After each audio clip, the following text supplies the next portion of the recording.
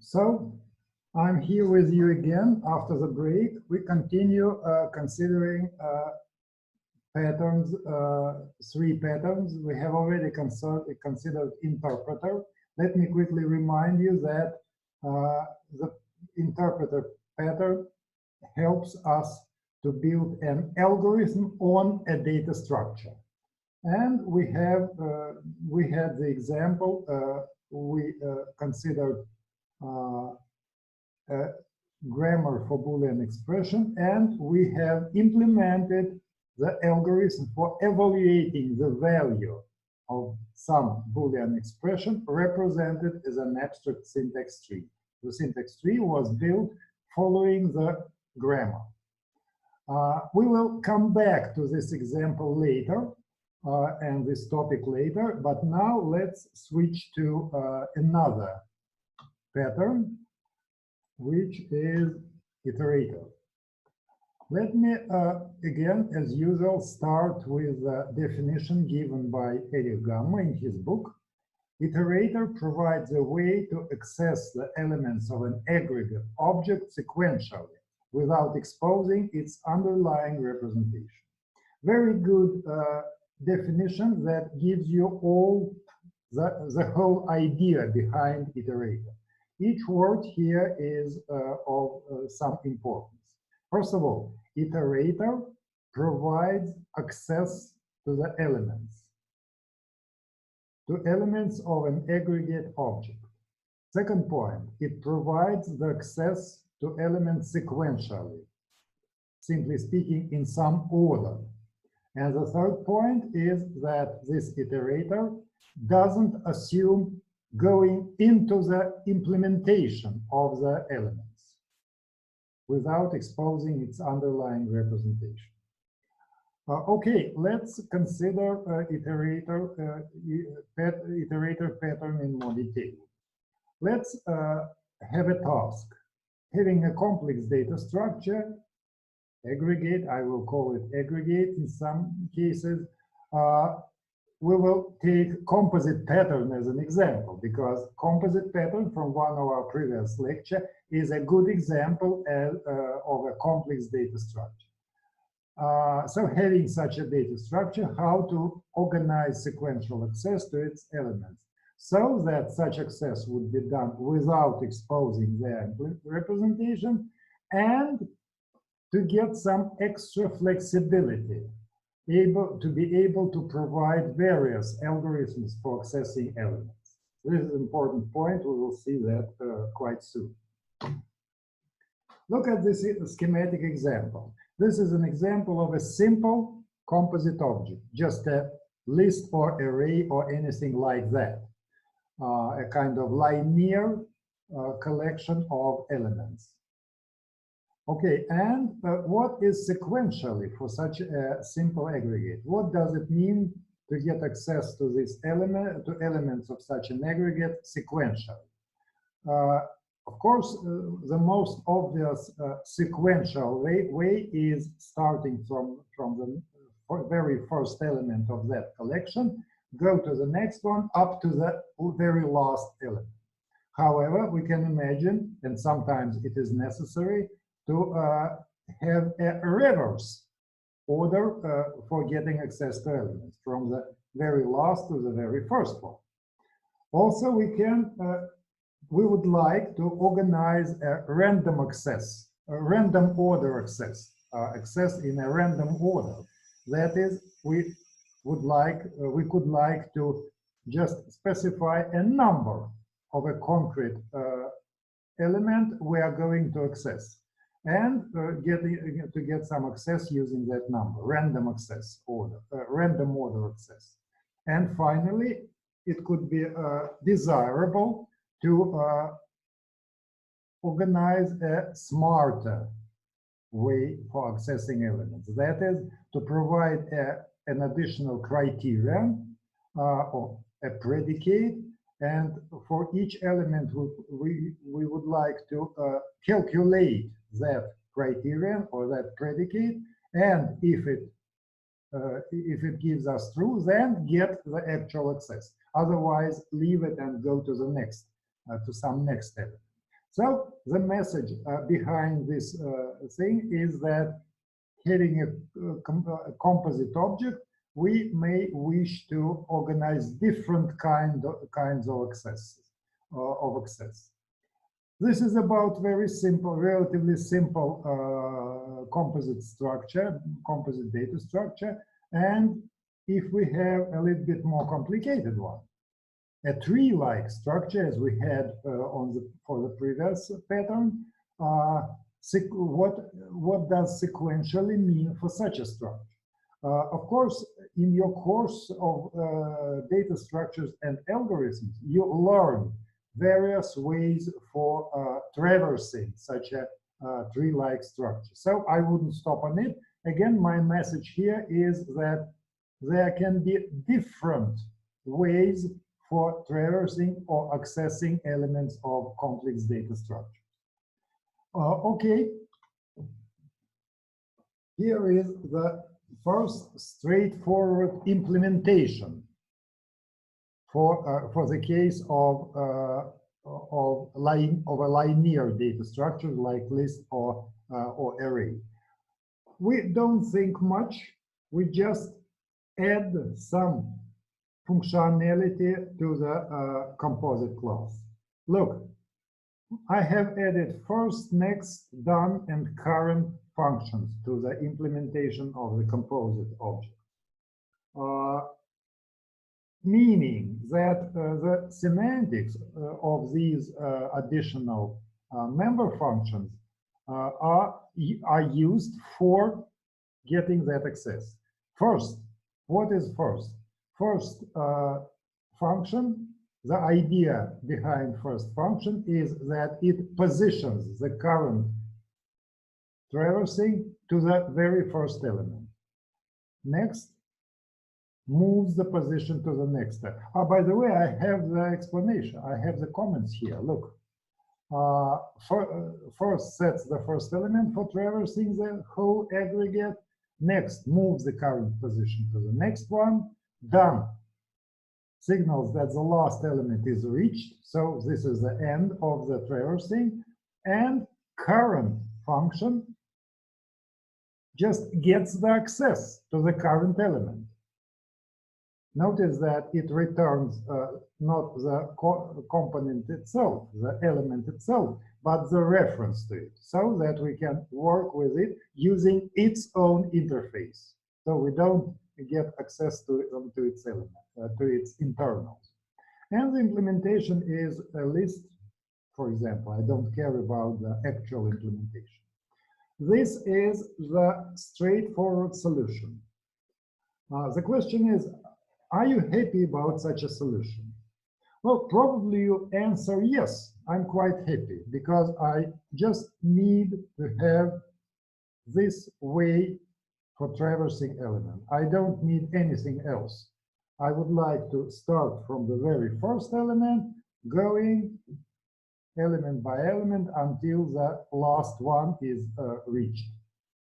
But in general, this solution is too limited.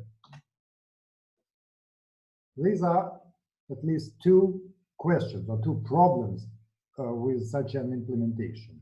First is how to define additional traversing algorithm. Look, this concrete composite class defines, together with the structure of the composite object, it defines exactly one, the single algorithm for traversing elements. And so therefore, well, in many cases, this is quite enough, no problem. But in general, there is some lack. We would like to be able to define various algorithms, for example, reversing algorithm or random access algorithm. And we would like to be able to change the algorithm. We would like to create a concrete composite object for a particular, that assumes a particular traversing algorithm, not necessarily just the first one. If we consider such a problem, we conclude that this straightforward solution is not appropriate Okay, let's go on. Let's provide a smart solution. The idea is, it's very interesting, by the way. Look, the idea is to separate structural and behavior aspects of the implementation. Let composite be responsible for the structure itself, and a separate entity, a separate class, we call it iterator, would be responsible for traversing, for organizing algorithms for traversing elements.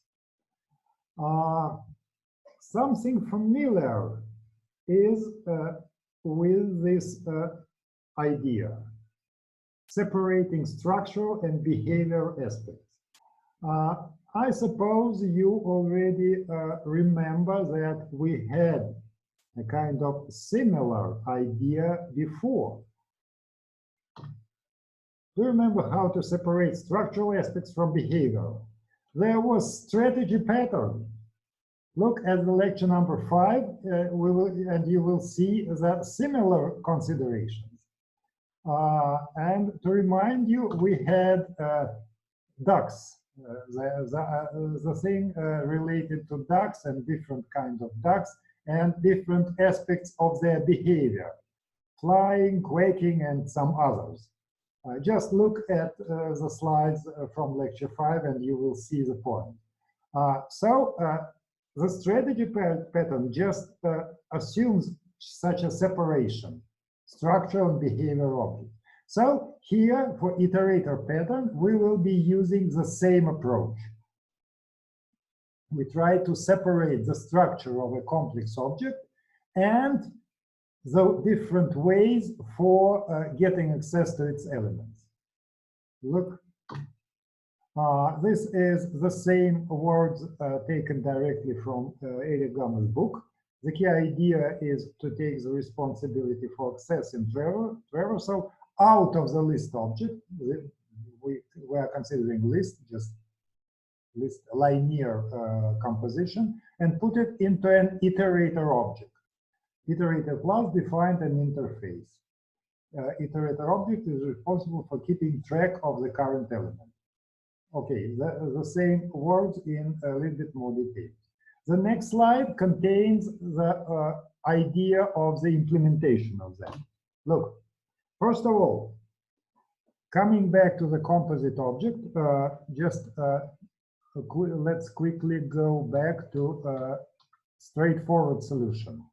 Okay, here was a straightforward solution. We have added first, next, done, and current to our composite implementation. Now, a smarter solution assumes that we remove these elements from the composite. Now, no information about traversing is in this class. Composite doesn't know who and how will traverse it. It is not about the composite object itself. It doesn't take care about who will be traversing it. The very necessary things are here is get function that gives us the actual access to the element with number I, and just the overall amount of elements in this composition. Everything else, or all related to the traversing, goes to the separate iterator class. Oh, sorry, the wrong key. Look, I have introduced class called iterator with first, next, done, and current defined as pure virtual function. Okay, this is an abstract iterator. It serves as a common interface for all kinds of concrete iterators for this composite class. Now, these two things, composite class and iterator, may make a pair. Iterator is for composite, simply speaking. Okay, so having such an abstract iterator class, we can define derived class, a concrete class, concrete iterator.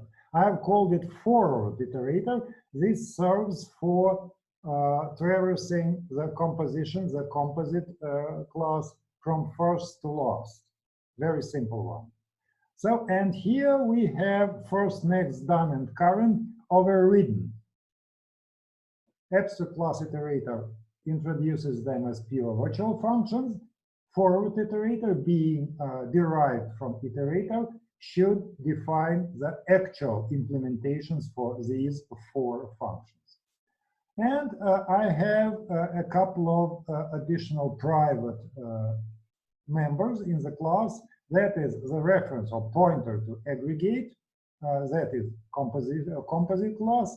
And I should be able to keep the current position. I have a reserved position member in the forward iterator. Let's consider forward iterator implementation in more detail, because they are quite simple, but well, to get a clear the clear picture, let's consider them separately in details. Next slide, please. Here is the full implementation of forward iterator. So first, next, done, and current functions are overridden here. First and next have trivial implementation. The first function just sets up the position which is equal to 0. The next just moves the position to the next one. Position plus plus, that's it. Done is actually a predicate that decides whether we have reached the very last element of the collection. We compare current position with the overall amount of elements within aggregate. Remember, count is the function from the composites interface. Look, the aggregate is declared as being a pointer to composite. Okay, and current function, which gives us the actual access to the current element, returns the reference to that element. And we use get function to implement this current one. Okay, and forward iterator constructor just sets the initial values of the corresponding members, aggregate and position. Very simple and even trivial implementation. What's the why this implementation is important? Why it is useful? Look at the next slide. Excuse me. Okay. Why it is important? Why it is useful? Let me quickly explain. Let's quickly come back to the previous slide. Here we have defined forward iterator for composite, which is derived from iterator. Nobody prohibits us to declare another kind of forward of iterator. For example, reverse iterator. The implementation of reverse iterator can be built using the same approach. We declare a class called reverse iterator. We derive it from the abstract iterator class, and we provide different implementations for first, next, done. By the way, the implementation of current will remain the same as here. For reverse iterator, obviously the first function should set the last element of the collection as the first one. The next function would move the current position backwards in the reverse order. So the effect is that for the same iterator, abstract iterator, for the same composite class, we have declared two different iterators, forward iterator and reverse iterator. And it is much more flexible than our first straightforward solution when we put first, next, done, and current directly to the composite. Okay, and the last slide here is the typical way of using iterators. Look, this is also a very elegant code. First of all, we create our composite structure. I called it my structure. I don't care about the concrete implementation of this structure. And the second declaration, I declare iter as an iterator for that structure. I provide the pointer to my structure as the argument for iter. So iter is connected to my structure. Iter provides access to the elements of my structure. And the loop, the for loop, shows how to use iter for getting access to elements. Here is the very simple loop, starting from the first element up to the very last one. The usual way we organize loops in C and C++, and on each iteration of that loop, I use current function to get the actual access to the current element of the collection. So after getting such an access, I just do whatever I need with the current element of my structure. Very, very simple way. That's basically it about iterator pattern. It is implemented in a very, well, simple and obvious way. Moreover, I must make an important remark. We have very similar notion in many modern languages. In some languages, iterators are implemented in various languages in various ways. There is a very well known in 80 years from the last century, very well known clue language designed by Barbara Liskov, well-known specialist in programming. In this language, the notion of iterator was implemented directly in the language.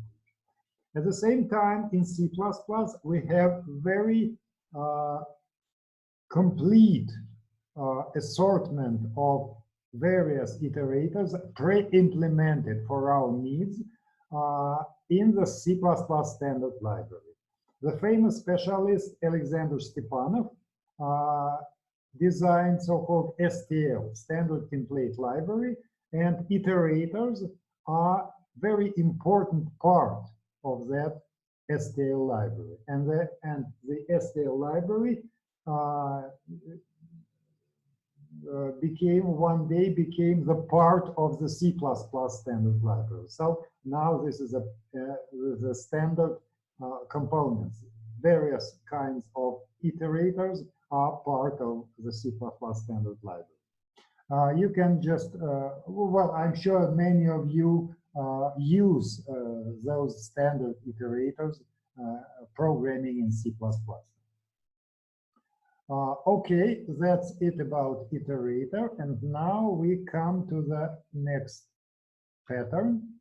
Oh, excuse me, some questions to you, not questions, but extensions or exercises for you, for your home thinking.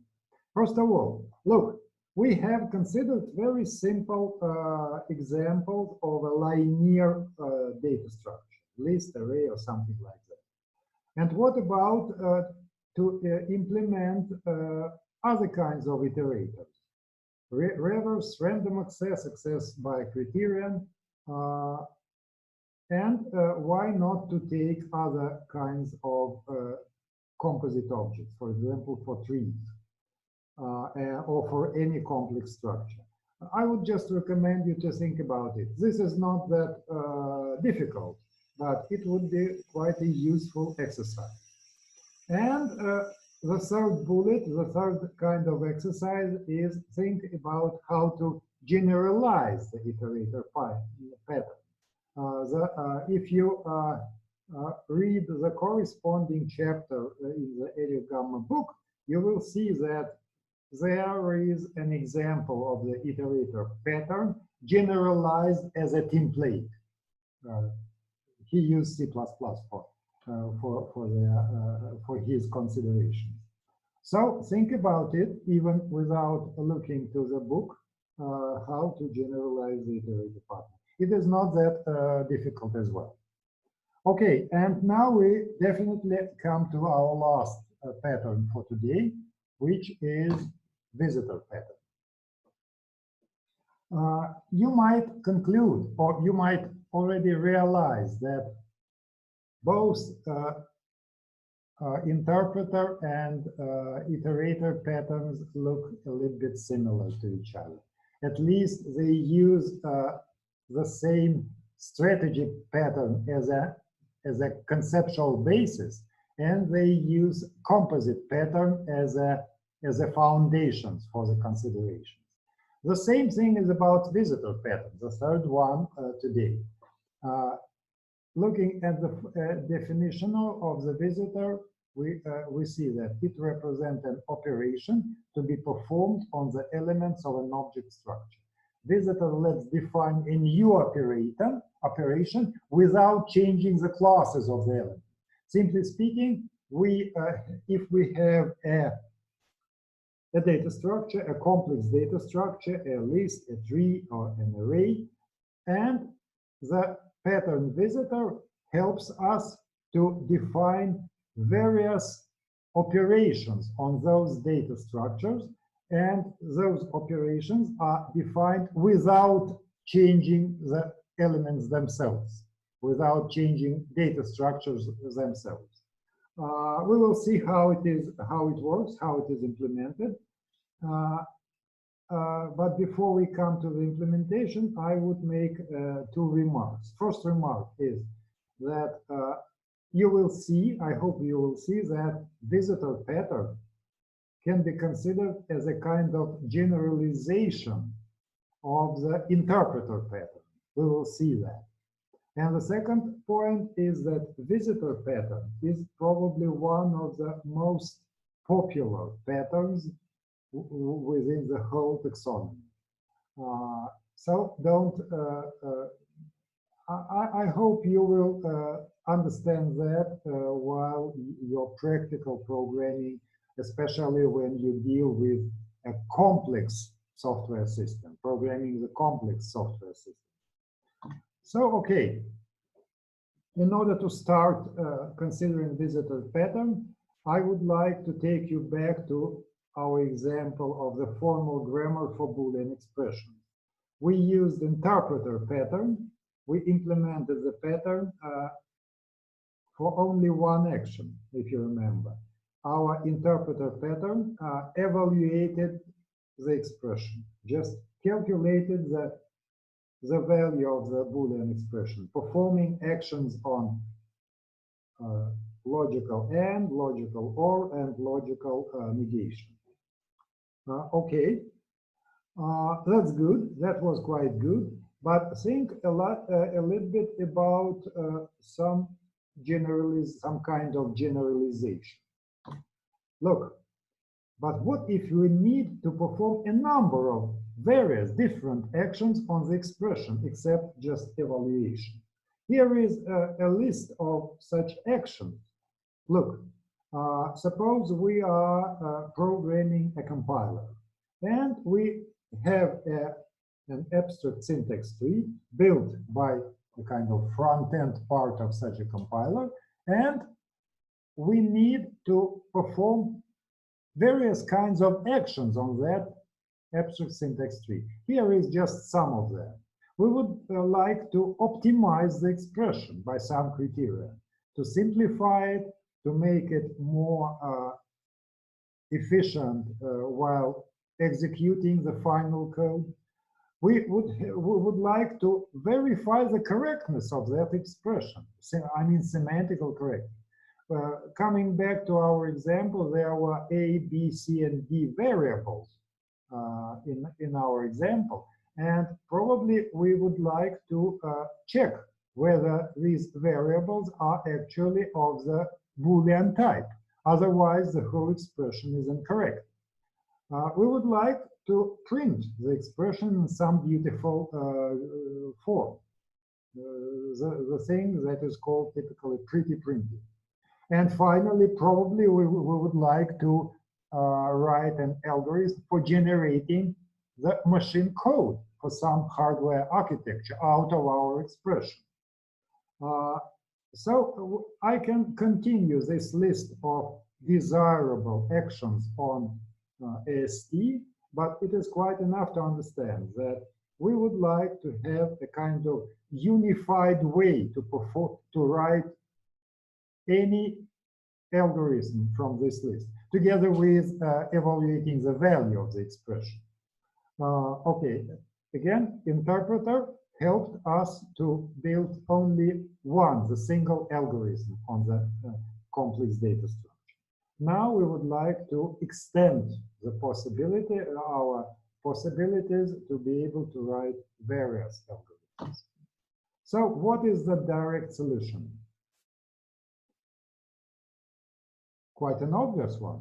Add corresponding functions to all classes of the hierarchy. Remember, we had evaluate functions for each class of the hierarchy. Look, and the straightforward idea, the direct solution, is to add corresponding pure virtual functions that would implement the corresponding algorithm. Okay, look at what is the idea. We had just one evaluate function, pure virtual from in the root class, abstract class, and overridden function, evaluate function in all derived class. Why not to do the same with optimizing, verifying, pretty printing, and generating? In that case, we will have the comprehensive list of algorithms on our data structure on AST in our example. But probably you understand that this is a very limited solution. Look at the result. Here I demonstrate you just one class or X with all these overriding functions added to its implementation. Of course, you feel or understand that such a solution is quite similar. What if we need to add one more algorithm? This means that we should add the corresponding functions to each class of the hierarchy. This might, by the way, I have the words why this direct solution is not appropriate. The structural relations are intermixed with behavioral ones. Okay, we have the structure of the AST described by classes. This is the structural aspects. And evaluate, optimize, verify, etc. are behavioral aspects, and they are mixed together within the single class. Classes become too big; it is very hard to understand them and maintain. And these two aspects, understanding and maintaining the software, become more and more important, become critically important for big software. It is very hard to understand such a intermixed structure. And in order to add new functionality, we have to update and recompile all classes. So the conclusion is that we need a more smart solution to be able to add new actions on complex data structure without changing the structure itself. Oh, the words of Eric Gamme about just the same thing. It would be better if each new operation could be added separately, independently from others. And the node classes, the classes representing elements of the complex structure, were independent of the operations that apply to them. So this is our wish, and this is visitor pattern is 4. What is the solution? Look, with the visitor pattern, we define 2 class hierarchies. The first hierarchy is the complex structure itself. In our example is Boolean X class and all derived classes. And we define a parallel hierarchy for the visitors, so for so-called visitors that define purely defined operations on the elements. And we create a new operation by adding a new subclass to the visitors class hierarchy, not to the data structure. And we organize communication using the same way as we organized communication for the iterator pattern. The same reminder. We are going to separate two aspects, structural and behavioral. Again, the strategy pattern is a kind of conceptual basis for the solution taken with the visitor pattern. This is a very complicated slide. Let's consider it steadily. So we have the following class hierarchy. Now we have three very base classes taken from the composite pattern: component, composite, and leaf. And we derive our concrete hierarchy related to Boolean expressions from these classes. We declared Boolean expression as the class derived from composite because it is composite. We derived add exp or exp not exp as special cases of Boolean exp. And the similar thing is for operands. We have two kinds of operands, variables and literal constants, true and false in our case, in our example. So therefore, we have such a hierarchy, and AST, abstract syntax tree, are built using objects of the corresponding classes. Okay, what we do for implementing visitor pattern and why we do that. Look, first point, we add so-called accept function. The name can be arbitrary. I have chosen accept following some book, probably Eric Gamma's book. So we declare pure virtual or abstract accept function with the visitor parameter. We will see visitor just in a few minutes. Okay, and if the component, the very base class of this hierarchy, has such a pure function, this pure virtual function should be overridden in all derived classes. Okay, the next point. We declare a parallel hierarchy. Look at the root hierarchy, root of the hierarchy called visitor. This is the abstract visitor, abstract class for all current and future concrete visitor classes. Above, on top of the hierarchy, I've written the full implementation of this abstract class. It contains a number of pure virtual functions. Look at the left structure. We have declared visitor to our concrete structure. We have the structure for Boolean expressions, and we have defined the visitor for that structure. The contents of this abstract visitor class contains pure virtual functions. Look at their names. Each name corresponds to some class from the primary structure. We have visit, add, exp, visit or exp, visit, not exp. So to sum up, we reserve abstract or pure virtual functions for each node from the left primary hierarchy.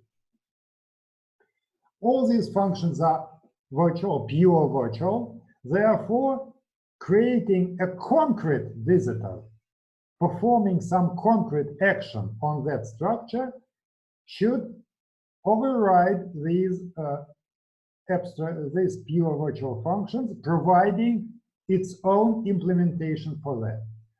Look at the possible classes derived from visitor. This is verifier, generator, printer, etc. And so each of these derived classes should implement corresponding pure virtual classes from the base class.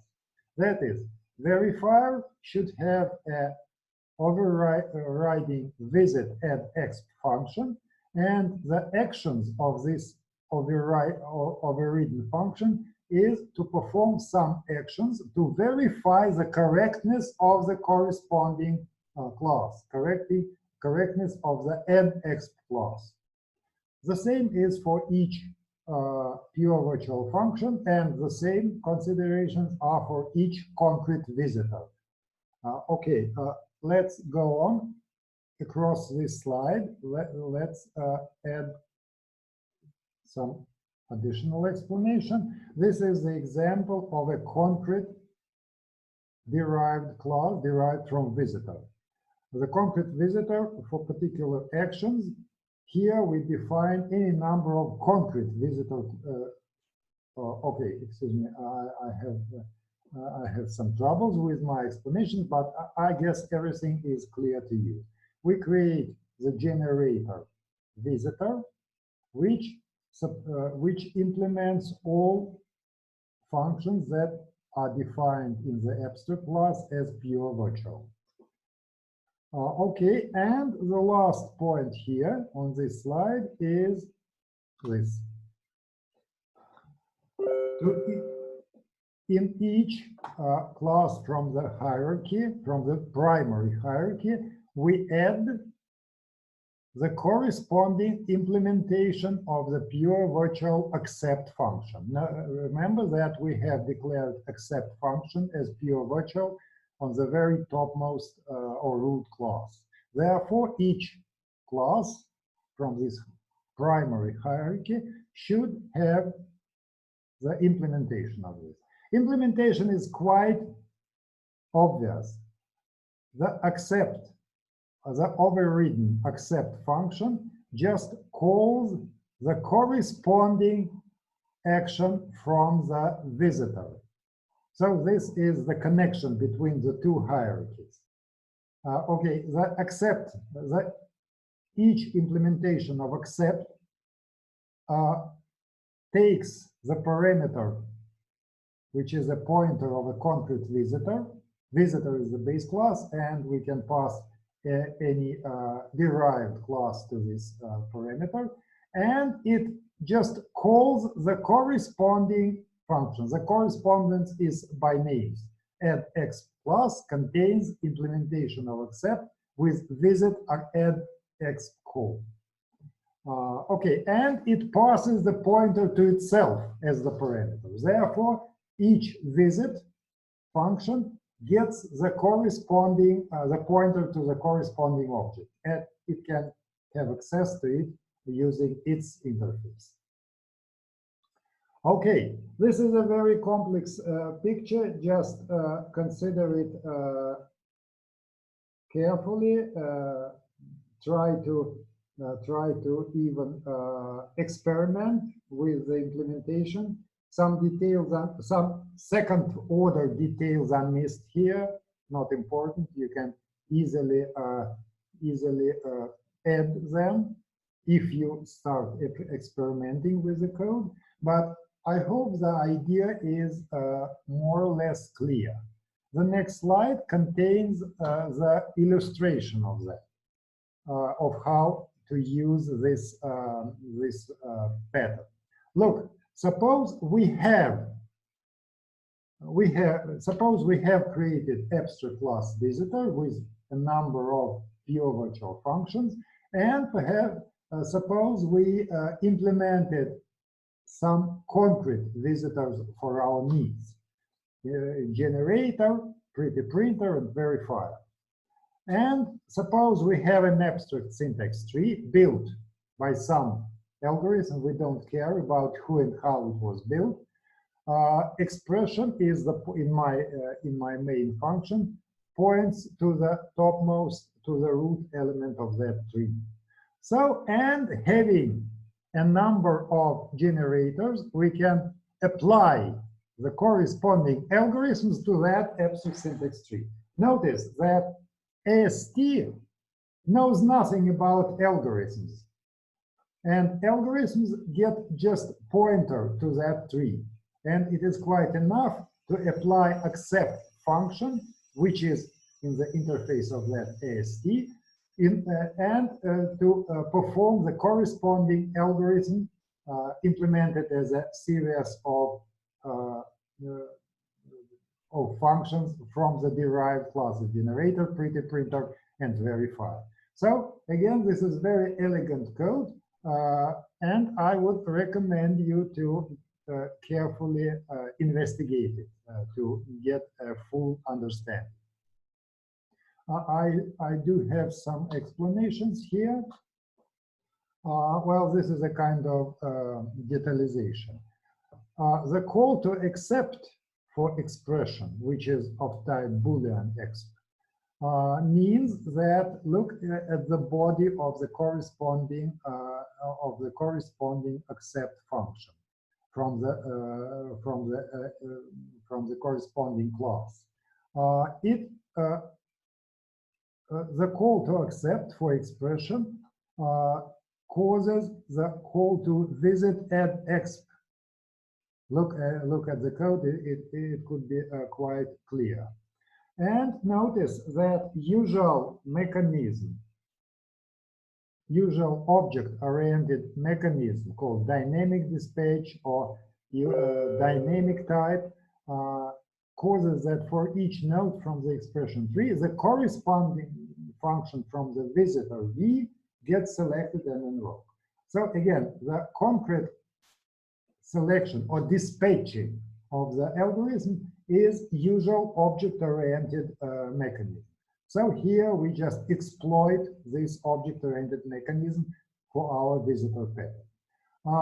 Just to conclude, having such a visitor pattern implemented, I come to the previous slide again, we can create different kinds of visitors or algorithms, and we can apply those algorithms to the complex data structure without touching the internals of that complex data structure. One person or one team of programmers can design and implement that data structure independently from another group of designers that implement different processors or visitors, verifier, code generator, etc. And the only way to communicate between these groups is accept function that takes the visitor, the appropriate visitor as a parameter and invokes it. The rest is done by the mechanism of virtual functions that is embedded into each object-oriented language. And important point that the primary hierarchy representing the data structure knows nothing about visitors, and visitors know nothing about internal implementation of the data structure. The communication is only via accept function. Okay, and my last slide is actually about the visitor pattern, is some advanced consideration. This is not necessary for the talk. This is kind of a thing for thinking about. Look, here again our solution with visitors and data structures. The first two code snippets are abstract visitor and a concrete visitor derived from it, and the third code snippet is add exp implementation with accept function. Okay, the question. Look, in order to implement a visitor, a concrete visitor, we need to implement, first of all, we need to define a series of functions with different names. Those names correspond to the names of elements of the primary hierarchy. visit add x, visit or x, visit not x, etc. And we have different types of parameters for those functions. The question is, why we use specific names? We have a virtual function mechanism, and we have overloading. We can have the same, we can define the several functions with the same name. The only requirement for such functions is that they should accept different types of parameters. But we do have different types of parameters here. So the question is, why not to do this way?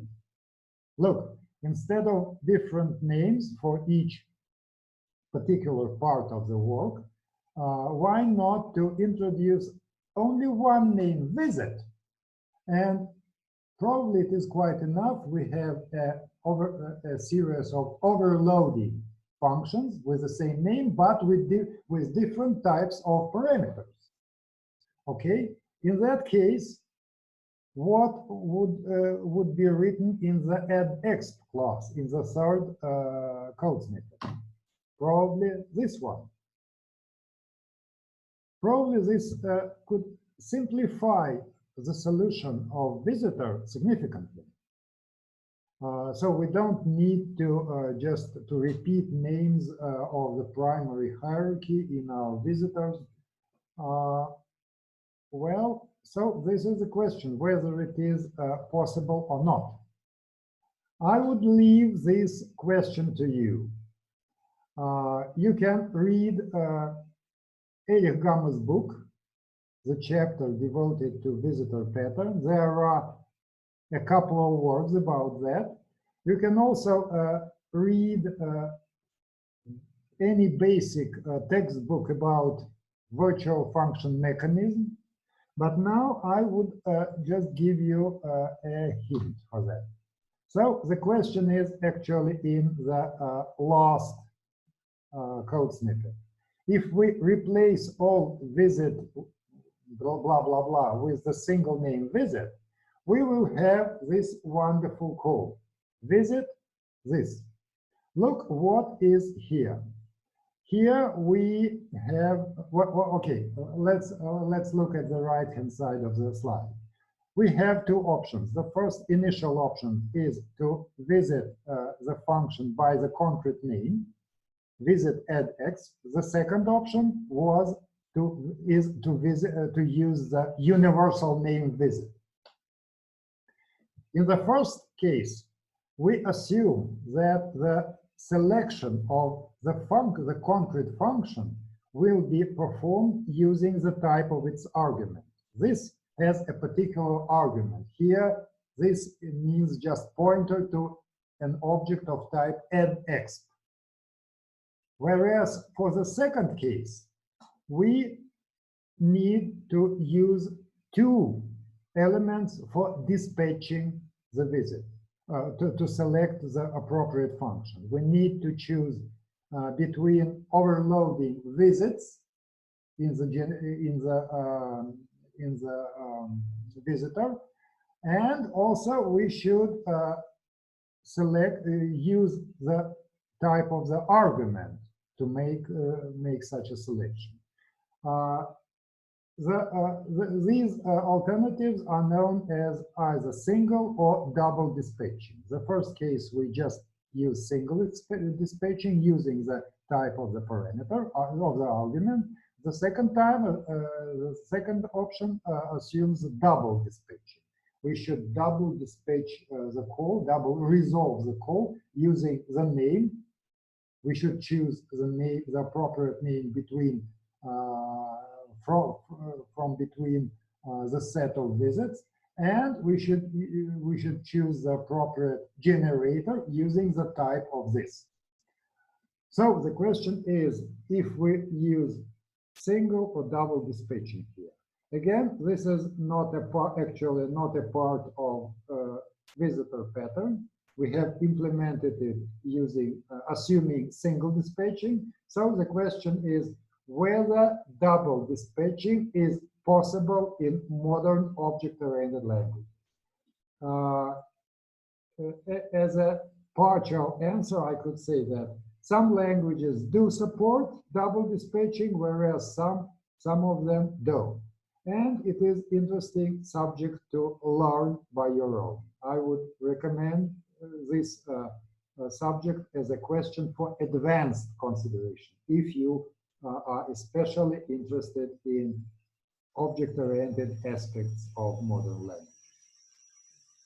So that's it for today. At the same time, that's it with our whole course.